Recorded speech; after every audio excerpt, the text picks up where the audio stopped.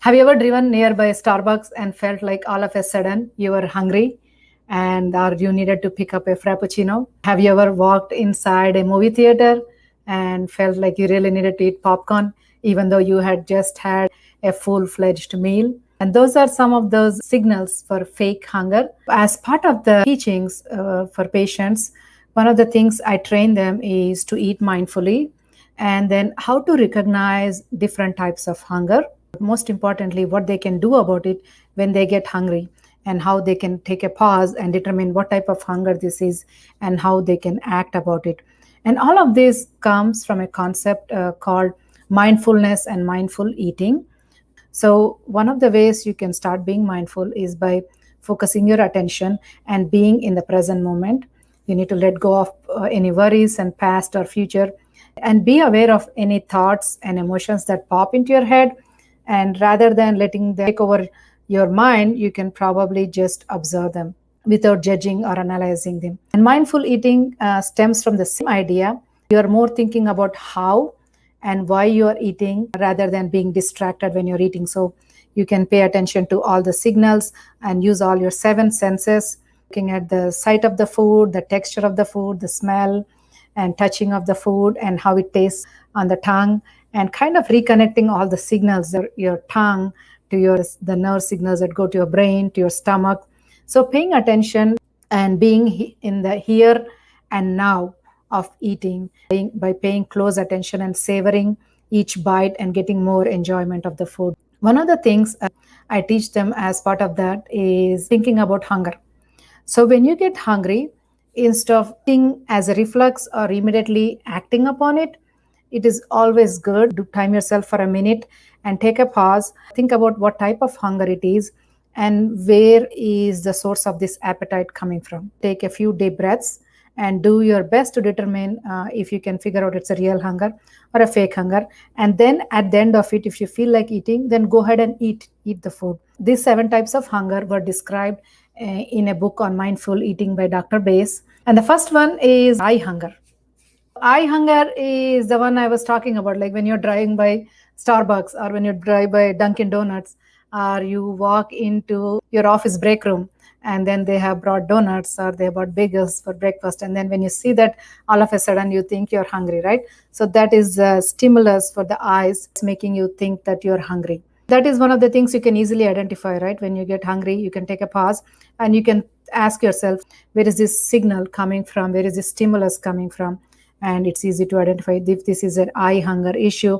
The way you can deal with it is look at something beautiful or interesting for a few minutes or appreciate it. And if this is at home and you have something on countertop, you can probably hide them away from your eyes, put them behind a pantry or behind a cabinet door so they are not right glaring in your face all the time when you pass around. That's one way that you can avoid that eye stimulus or eye hunger and you're not having to see it all the time. So out of sight is out of mind. So that's one way you can deal with it, right? The second one is the nose hunger. And this a great example of this is a popcorn. If you enter a movie theater and everybody around you it is eating popcorn, you all of a sudden feel hungry and you want to eat the popcorn. And this is again easy to determine if it's a fake hunger. You can sit quietly and maybe you can smell that. To get over that, you can probably just take a few brief breaths and pause. And as soon as you determine it's a fake hunger, and give it a few minutes, then the stimulus will pass. If it is time to eat, then you can go ahead and eat and do savor that minute and be mindful when you're eating. So you are able to feel all the senses and you feel more satisfaction at that time. The next one would be the mouth hunger. Mouth hunger, a great example I give for that is when you are done with dinner and you're watching TV or something, you feel the need to chew. The mouth is like a sensation junkie. You constantly want to try new flavors and textures.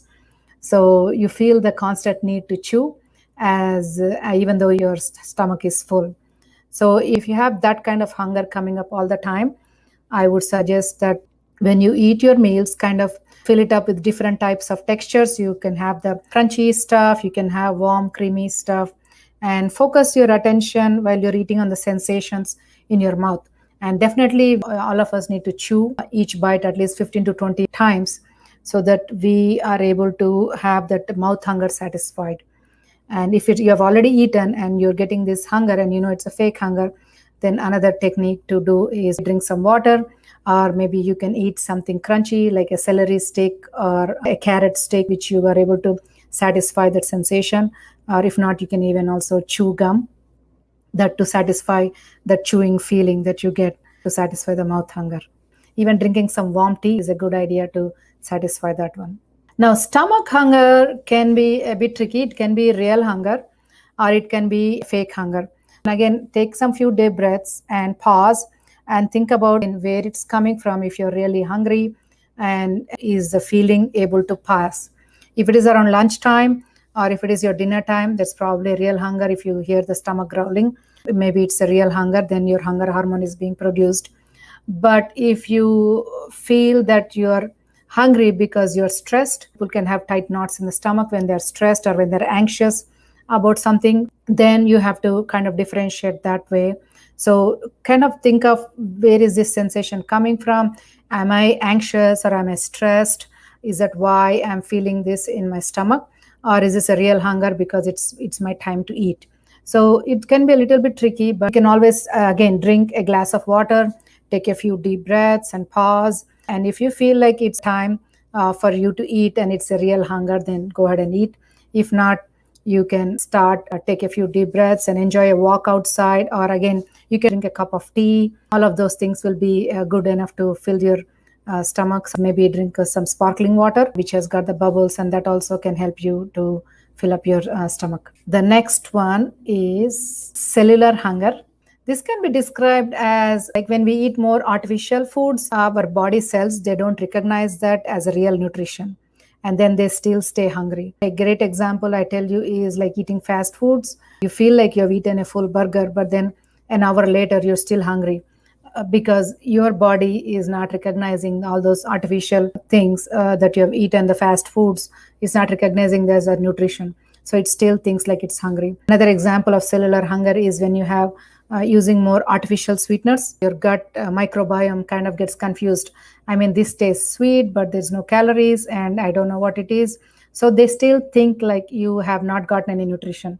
So then your body starts craving food again. To avoid that, definitely you got to eat food is which is more fresh and which is more real food, right? So you got to eat all the bright colored vegetables and all those healthy fats and protein. That's another way you can avoid getting the cellular hunger. If you start feeling that, keep that in mind.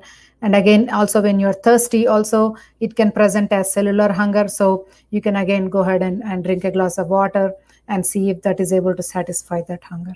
The next one is a mind hunger, which is majority of people have issues with that, right? Mind hunger is we are eating out of boredom because we are bored, we don't know what else to do, or just had a full meal, but then we are still not satisfied. This also comes from by eating automatically, that we are not getting the satisfaction we are not getting the fullness or the satisfaction of eating the food because our minds are too busy or we are too distracted when we eat. So to compensate that, I definitely recommend at least eating one meal a day without any distractions. Slowly, at least take your time, chew the food slowly, and kind of satisfy all the sensations of eating. This is really because of the stress in our lives, and that we do think about a lot of things other than eating when we are actually eating the food. The best way to deal with the mind hunger is also practicing more stress management and doing more breathing techniques, and even maybe sometimes going for a walk or doing an exercise or writing down your thought processes on a piece of paper. All of those things can help if you have the mind hunger issues. The last but the most important one is the heart hunger. So that is like an emotional eating, right? We eat because we feel the emptiness in the heart, or if we are sad, or if we are happy, and especially if you're sad or are emotional, we do want to eat food, comfort foods that make us more happy because they do cause release of dopamine in our brain. That chemical always makes us more happy. So we do have to be aware that this hunger can never be satisfied by itself. To satisfy the heart hunger, also need to learn to nourish our hearts. So if you have more of this heart hunger or emotional issues, you really have to learn how to process the emotions and feelings. You can do other things with a pet, can listen to music, or you can go do gardening or do one of your favorite hobbies. And this is one of the great ways that you can start kind of mending your heart. One great thing which really works is a gratitude journal. When you have all those emotions, pent up issues with the sadness or loneliness and anger issues, I think writing them down and journaling them is a great way to releasing or letting go of those emotions. So if you guys, the next time you get hungry, I really recommend you take a pause and think about what type of hunger it is. Is it real or it's a fake hunger? And take a few breaths and then decide to act on it. If it's not real, then you can deal accordingly what I mentioned, and act upon it and then deal with it. This is a really good behavioral technique to practice. But when you end up eating, eat mindfully, take your time, slow down, savor the food, and eat more for nourishment of the body rather than nourishing your feelings. So in that way, you are able to more satisfied, and you're savoring the food, and then you're not getting hungry too soon. I hope this is useful to you. If you guys like this education that I provide on Tuesdays about weight loss, please go ahead and subscribe and like us on Facebook and share it with your friends so that they're also able to get this education.